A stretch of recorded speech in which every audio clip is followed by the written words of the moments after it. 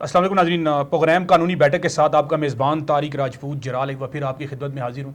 और नाज़रीन, देसी टीवी यूएसए का ये खासा रहा है कि कानून के हवाले से जो बेसिक अवेयरनेस है वो अपने इस चैनल के थ्रू जो है आम लोगों तक पहुँचाई जा सके, क्योंकि ये देखने में ये बात आई है, अगर आप पूरी दुनिया की तारीख उठा कर देखें कि जिन अक़वाम ने जो है कानून की पासदारी की है, जिनने रूल ऑफ लॉ की बात की है, आज वही अक़वाम जो है वो तरक्की की मनाजिल तय करती हुई नज़र आती हैं।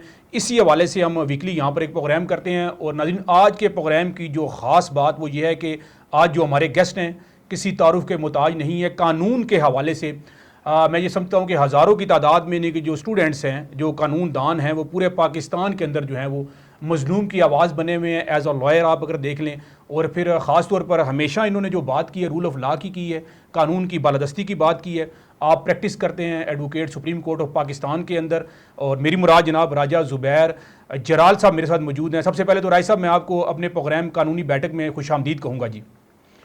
थैंक यू वेरी मच जी। तारक साहब, आपका बहुत शुक्रिया कि आपने मुझे अपने प्रोग्राम में मदऊ किया और एक इंतहाई अहम मसला जो आजकल के जो माशरती सूरत हाल है, जिसमें जो मैं देख रहा हूँ कि वो लोग बड़े तादाद में फेस कर रहे हैं, उसके ऊपर उसको आपने मौजू बनाया। और यकीनन और इसमें देसी टीवी का भी बहुत शुक्रिया कि उन्होंने इस बात को और आवाज़ को लोगों तक पहुंचाने के लिए अपना फरीज़ा जो है वो अदा कर रहे हैं, ताकि लोगों को इस बात का पता चल सके कि उनके हकूक़ क्या हैं, और अगर ऐसा कोई उनके साथ मसला होता है तो वो किस तरह से अपने कानूनी चाराजोई कर सकते हैं। बहुत शुक्रिया राय साहब। जिस तरह आप जिक्र कर रहे थे नाज़रीन, हमारा जो आज का जो मौजू है वो चेक डिसऑनर के हवाले से है।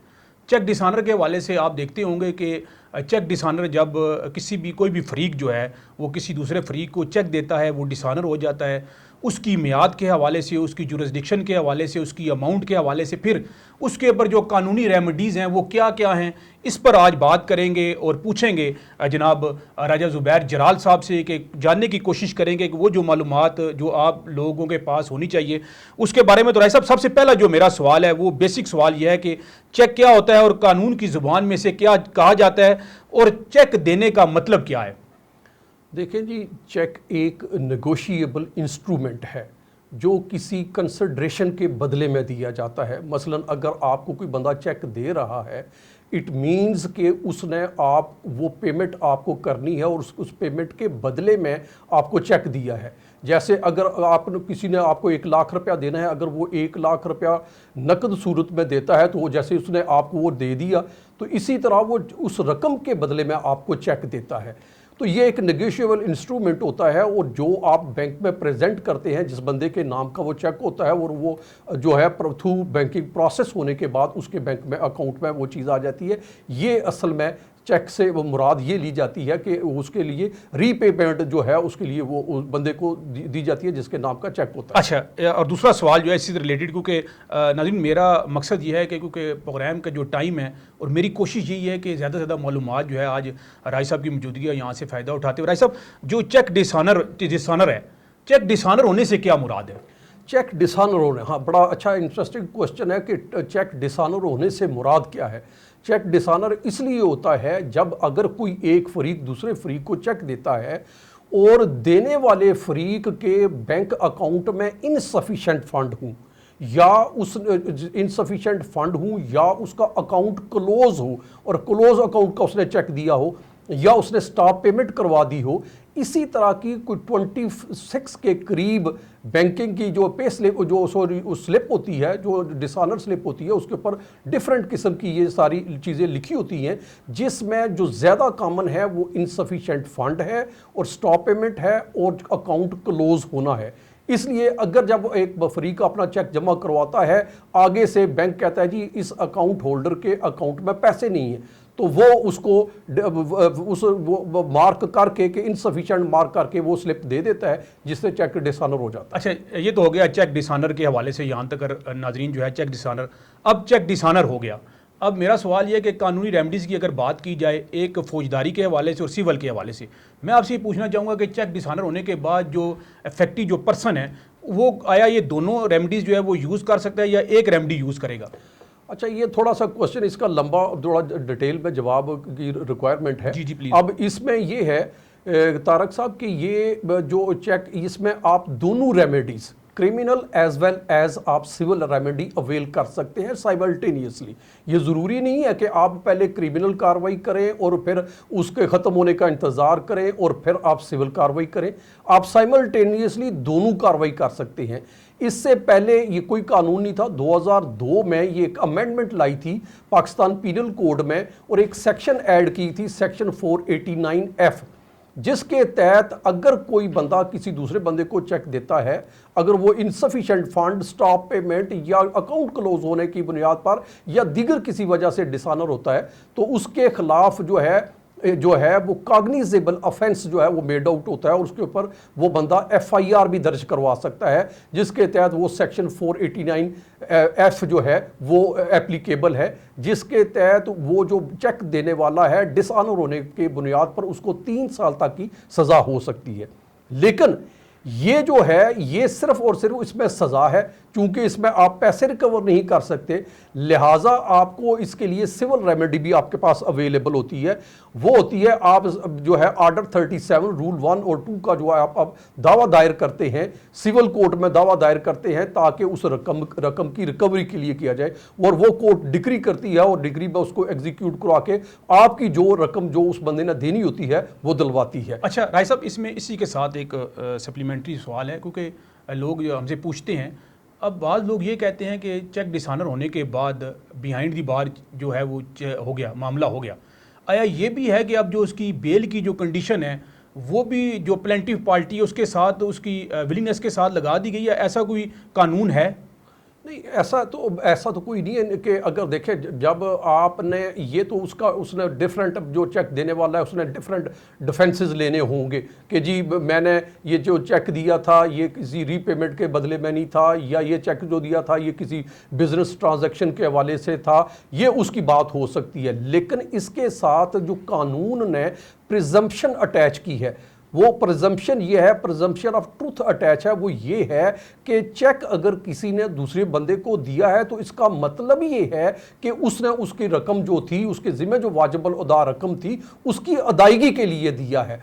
लिहाजा इस प्रिजम्पशन को बड़े स्ट्रॉन्ग एविडेंस के साथ रिबट किया जा सकता है, वरना कानूनी प्रिजम्पशन ये है अगर चेक दिया है तो उसने अपनी वाजिबुल अदा रकम के बदले में दिया। अच्छा, इसमें इसी के साथ देखें, चेक दे दिया, ठीक है, अब चेक डिसऑनर हो गया, इसमें कितना टाइम पीरियड चाहिए, रिक्वायर्ड होता है? अगर फॉर एग्जांपल हम सुना है, जो सुनने में देखने में आया कि 6 महीने का शायद टाइम पीरियड होता है कि आपने 6 महीने के अंदर अंदर जो है वो उसके खिलाफ जो है वो कार्रवाई करनी होती है। आया ऐसी कोई बात है? नहीं, इसको वो इस तरह की बात नहीं है।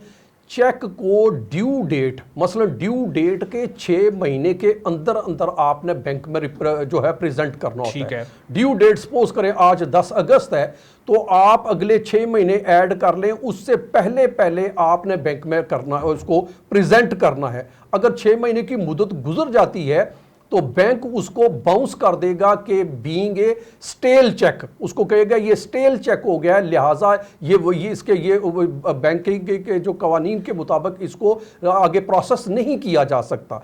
तो फिर आपका ये जो चेक है ये किसी मामले में कारामद नहीं रहेगा और इसके खिलाफ आप कोई कानूनी चाराजोई नहीं कर सकेंगे। अच्छा राय साहब, जिस तरह आपने बताया कि देखें फौजदारी कार्रवाई के हवाले से और फिर आपने जो सिविल कार्रवाई के हवाले से बताया, और दोनों जो कार्रवाइयाँ हैं वो आपने बताया फौजदारी के ऊपर तो FIR हो जाएगी, और दीवानी के हवाले से आपने बताया कि अमाउंट की जो रिकवरी है उसके हवाले से वो मतलब उसके ऊपर मामला करेगा।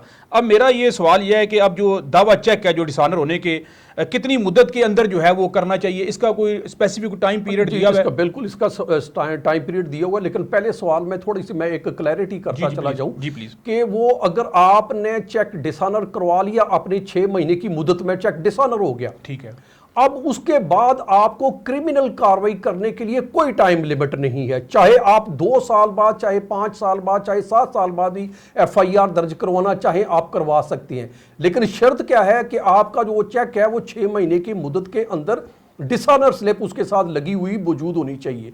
लेकिन इसके साथ साथ एक बात वो भी याद रखनी चाहिए कि क्रिमिनल कार्रवाई में जितनी आप डिले कार्रवाई करेंगे उसका अफेक्ट जो है वो आपके ऊपर आता है कि आप इतनी डिले क्यों रहे हैं। मसलन अगर दीगर केसेस हूं तो उसमें डिले बड़ी फैटल होती है, मसलन दूसरे किसी ने चोरी कर दी, किसी ने किसी को मार कटाई कर दी, या किसी के ऊपर किसी ने हमला कर दिया, उस सिलसिले में डिले बड़ी फैटल होती है। चेक के मामले में भी इतनी फैटल नहीं होती, थोड़ा सा उसका असर जरूर होता है, क्योंकि चेक जब नहीं होता, डिसऑनर हो जाता है, तो वो दूसरा फरीक लाजमी चेक देने वाले के साथ निगोशिएट करता है, भाई मैंने चेक प्रेजेंट किया था लेकिन इसके पैसे मुझे जो है ये नहीं हुए, और वो मजीद टाइम लेता है, इस तरह वो लिंगर ऑन करता चला जाता है। मतलब लिहाजा कार्रवाई हो सकती है, क्रिमिनल कार्रवाई भी हो सकती है। आप कहने से मुराद ये है कि मैं कहने से मुराद ये नाजरीन कि आप कोशिश करें कि एज सून एज जो कानूनी प्रोसीडिंग है, जो कानूनी चीज़ें हैं, उनको आप स्टार्ट कर दें। या शायद आप राय साहब यही कहना चाह रहे हैं? बिल्कुल बिल्कुल ऐसे ही है। और जो उसका क्वेश्चन का पहले क्वेश्चन का दूसरा पार्ट जो है, जो सिविल दावा आप करते हैं, वो चेक डिसऑनर होने से 3 साल की मुदत, ये लॉ ऑफ लिमिटेशन एक्ट 1908 में दिया हुआ है कि आपने चेक डिसऑनर होने की तारीख से 3 साल के अंदर अंदर दावा दायर करना है। अगर आप 3 साल के अंदर दावा दायर नहीं करते तो वो दावा बार्ड बाई लिमिटेशन हो जाएगा और वो दावा जो है वो खारिज हो जाएगा। लिहाजा आप अगर वो जो सिविल दावा के जरिए रिकवरी चाह रहे थे वो आप रिकवरी नहीं कर सकेंगे। लिहाजा इसमें टाइम लिमिट का ध्यान रखना बहुत जरूरी है। अच्छा राय साहब, अगर चेक गुम हो जाता है तो फिर जो मुतासरा शख्स है या जो मुतासरा पार्टी है, उनके पास क्या रेमेडी है, उनको फुल फोर क्या करना चाहिए? अच्छा, इसमें ये बहुत, अगर जब किसी बंदे को पता है कि मेरा चेक जो है फलां चेक नंबर जो है वो गुम हो गया, उससे सबसे पहले फौरी तौर पर, चेक बुक है या चेक है, फौरी तौर पर उसको सबसे पहले स्टॉप पेमेंट करवानी चाहिए, ताकि वो अपने बैंक को करे कि वो पेमेंट स्टॉप कर दी जाए। और दूसरा, उसके बारे में वो फौरी तौर पर जाए थाना में, जो रेलेवेंट थाना है उसमें जाकर वो रपट दर्ज करवाए कि इस तरह से उस थाने की विसिनिटी में वो जो है उसकी वो चेक बुक गुम हुई है या चेक गुम हुआ है, लिहाजा उसकी रपट दर्ज करवाए, ताकि टाइमली अगर कल कोई इस तरह का उसके काउंटर क्लेम आता है तो वो टाइमली उसको डिफेंड कर सके। अच्छा राय साहब, इसमें एक जो बात है जो एक ले मैन के लिए, और मैं भी आपसे सवाल करना चाह रहा था कि एक चेक जो है, अब हर चेक जो है वो अगर फॉर एग्जांपल जिस आपने बताया कि बैंक की तरफ से साथ अगर उसमें इनसफिशिएंट बैलेंस है उसकी साथ स्लिप लगती है और भी चीज़ें काफ़ी सारी दी होती हैं, तो हर चेक जो है वो डिसऑनर होने के बाद डिसऑनर चेक लाएगा, या इसके अंदर भी कुछ चीज़ है कि साथ कुछ और भी चीज़ें होंगी देन जाके उसको जो है वो ये बहुत ही बड़ा पर्टिनेंट क्वेश्चन है और बड़ा अहम क्वेश्चन है, और ये जानना ज़रूरी है, ताकि ये चेक लेते हुए, मसलन आपने पर्सन ए से चेक लेना है और पर्सन बी को चेक लेने वाला है, तो वो चेक बाई नेम होना चाहिए। अगर वो चेक बाई नेम नहीं है, अगर से उधर कैश लिख दिया है, जो खाली जगह बनी हुई है वो डैश लगी होती है, वहां पर उसने लिख दिया है कैश, या सेल्फ कर दिया है, और या उसने वो नाम लिखे बगैर उसने वो बेरर को दे दिया है, तो वो अगर जाकर प्रेजेंट करेगा, बेरर करेगा और कैश का चेक प्रेजेंट करेगा, अगर वो पैसे ना भी होंगे वो चेक डिसऑनर नहीं कहलाएगा। चेक डिसऑनर वही होगा जो बंदे के अपने नाम पर होगा, और वो जब सबमिट करवाएगा उसमें, और वो उसके अकाउंट में रकम ना होने की बुनियाद पर होगा। लिहाजा आप ये कह सकते हैं कि हर चेक जो है अगर वो पैसे नहीं है तो वो जरूरी नहीं कि वो डिसऑनर ही हो। अच्छा राय साहब, इसमें एक चीज़ जो है, चेक दे दिया, आया इसमें यह भी चीज़ ज़रूरी है कि आपस में इस हवाले से कोई एग्रीमेंट भी ज़रूरी है, या सिर्फ उसने अगर बाई नेम चेक दे दिया देन अगर इनसफिशिएंट बैलेंस होने के बाद अगर वो डिसऑनर होता है तो डिसऑनर कहलाएगा, या साथ उसके कोई ना कोई जो है एग्रीमेंट भी ज़रूरी है? बिल्कुल जी, किसी एग्रीमेंट की कतई तौर पर कोई ज़रूरत नहीं है। चेक इटसेल्फ एक एग्रीमेंट है, और चेक, मैंने जैसे पहले कहा कि चेक के साथ प्रिजम्पशन ऑफ ट्रूथ अटैच है कि वो जो दिया है तो इसका मतलब ये है कि दिया ही इसलिए है कि उसने रकम जो थी उसके जिम्मे वाजिब अदा थी, इसलिए उसने ये चेक आपको दिया है।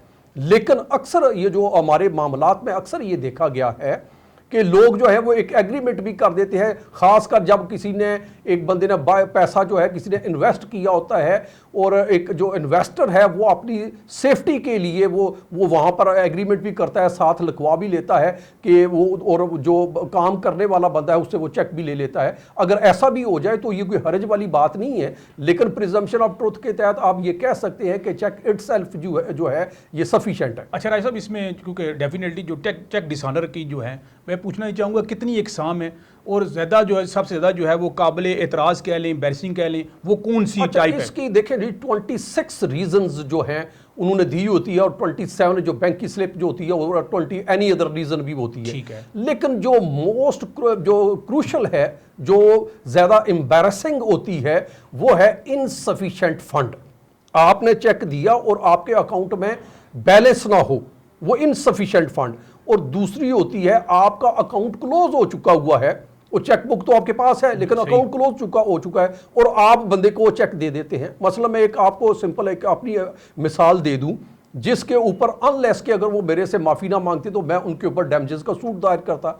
मसला मेरे पास एक EFU की पॉलिसी थी, और मैंने वो मेरे पैसे अकाउंट में जमा थे, और उन्होंने मुझे लेटर लिख दिया कि आपके अकाउंट में पैसे नहीं हैं, तो लिहाजा जबकि पैसे अकाउंट में थे, मैंने स्टेटमेंट निकाल कर जब उनको की, तो अब ये जो है चेक डिसऑनर जो है, जब इनसफिशिएंट फंड होता है, इसका मतलब यह है कि वो बंदा जो है उसने अपने आप को भी डिस्क्रेडिट किया और अगले को भी डिस्क्रेडिट किया। तो लिहाजा जो सबसे एम्बैरेसिंग बात है वो इनसफिशिएंट फंड, और जो है वो जो अकाउंट क्लोज है वो है। स्टॉप पेमेंट में भी उसको थोड़ी सी गुंजाइश मिल सकती है, वो कोई बहाना बना सकता है, मगर इन दो में कतई तौर पर वो बहाना नहीं बना सकता। लिहाजा ये जो दो चीज़ें हैं, इसके ऊपर बड़ा स्ट्रिक्ट जो है वो पहलू निकलता है। अच्छा राय साहब, इसमें गारंटी चेक के हवाले से हम अक्सर जो है वो लोगों से सुनते हैं, मुख्तलिफ जगहों पे जब जाना भी होता है गारंटी चेक के हवाले से, तो मैं पूछना चाहूँगा ये गारंटी चेक जो है, अगर कोई शख्स किसी को गारंटी चेक दे और अगर वो डिसऑनर हो तो उस पर उस शख्स के खिलाफ क्या कार्रवाई हो सकती है?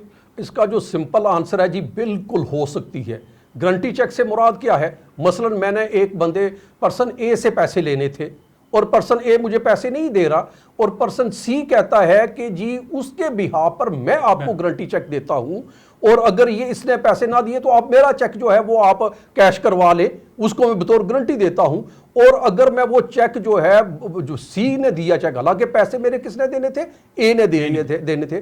गारंटी किसने उठा ली? पर्सन सी ने उठा ली। अब सी का जब मैं चेक प्रेजेंट करता हूं तो वहां पर इनसफिशिएंट फंड आ जाता है या अकाउंट क्लोज आ जाता है, तो बिल्कुल उसके ऊपर भी जो है सेक्शन 489F के तहत वो जो है FIR भी दर्ज हो सकती है और उसके खिलाफ दावा भी हो सकता है। अच्छा नाज़रीन, अगला सवाल करने से पहले ये बड़ी इंपॉर्टेंट बात राय साहब ने बताई है, खासतौर पर देखने में यह है कि लोग गारंटी के हवाले से, तो काइंडली इसमें मेक श्योर कर लें कि जिस शख्स की आप गारंटी दे रहे हैं आया वो इस काबिल है कि नहीं आया है, और ये ना हो कि खुदा ना खास्ता फिर आप भी जो है वो कानून के कटहरे में आप भी खड़े हो जाएं। राय साहब, आखिरी जो सवाल है वो मेरा ये है कि जो पोस्ट डेटेड, एंटी डेटेड और क्रॉस चेक, इन तीनों से क्या मुराद है? अच्छा, अब ये बड़ी आपने खूबसूरत बात कर दी और आपने नाजरीन को इससे बड़ा मुतनब्बे कर दिया कि वो इस सिलसिले में गारंटी चेक के हवाले से मुहतात रहे। बड़ी अच्छी बात की, और बल्कि अब ये जिसको कहें आपने आखिरी कील ठोंक दी, क्योंकि अक्सर लोग बगैर देखे सुने वगैरह जो चेक है वो गारंटी दे देते इसी हैं। तरह। और अब आपके सवाल की तरफ आते हैं। अब एक होता है जी एंटी डेटेड चेक, ये है मतलब एंटी डेटेड चेक से मुराद ये है कि आप आज की तारीख है तो 10 अगस्त है, लेकिन आप चेक जो है वो 1 अगस्त का ले रहे हैं, और आपको जो है तो लिहाजा आपका टाइम पीरियड कहां से स्टार्ट होगा? जो चेक के ऊपर डेट है वो 1 अगस्त से है, तो ये एंटी डेटेड चेक कर, ये नहीं कि दिया गया किसी बंदे ने तो वहां से टाइम स्टार्ट हो रहा है। पोस्ट डेटेड चेक ये है कि आपकी जो मुकर्ररा तारीख है जो बाद आ रही है उसके ऊपर होती है। ठीक है। तो क्रॉस चेक ये होता है, क्रॉस चेक, और ये जो भी चेक जो डिसऑनर होता है, जो अकाउंट बैंक के अकाउंट में डाला जाता है, वो क्रॉस चेक ही होता है। मसलन वो चेक है तारक राजपूत जराल के नाम का चेक है, और उसको क्रॉस किया जाएगा और तारक राजपूत अपने अकाउंट में वो जमा करेगा, और पर्सन ए के अकाउंट से वो वेरीफाई होने के बाद वो जो अमाउंट है उसके अकाउंट में आएगी। अगर नहीं आएगी तो वो बैंक जो है वो साथ स्लिप लगा देगा कि जी इनसफिशिएंट फंड है। इस तरह से ये आप कह सकते हैं इन चीज़ों को। बहुत शुक्रिया जनाब। ये थे राजा ज़ुबैर जराल साहब, advocate, supreme court of Pakistan, जो कि आज के हमारे इस कानूनी बैठक के मेहमान थे, और बड़े ही वाज़िया, साफ़ और आसान अल्फाज के अंदर जो है वो चेक डिसऑनर के हवाले से, उनकी इकसाम के हवाले से, सज़ाओं के हवाले से जो है अपने ख्यालात का इज़हार फरमा कर रहे थे। राय साहब बहुत शुक्रिया जी, आपके कीमती टाइम का इंशाल्लाह दोबारा भी आपकी जो है खिदमात लेंगे। नाज़रीन, ये था हमारा आज का प्रोग्राम। उम्मीद है कि इंशाल्लाह आपको आज का हमारा ये प्रोग्राम पसंद आएगा। अगर आपका भी कोई कानूनी मसला है, अगर आपका कोई सवाल है, तो आप भी अपना सवाल जो है हमें देसी TV USA के इस प्लेटफॉर्म से हमें भेज सकते हैं। अपना ख्याल रखिएगा। पाकिस्तान जिंदाबाद। Thank you very much. Pakistan जिंदाबाद।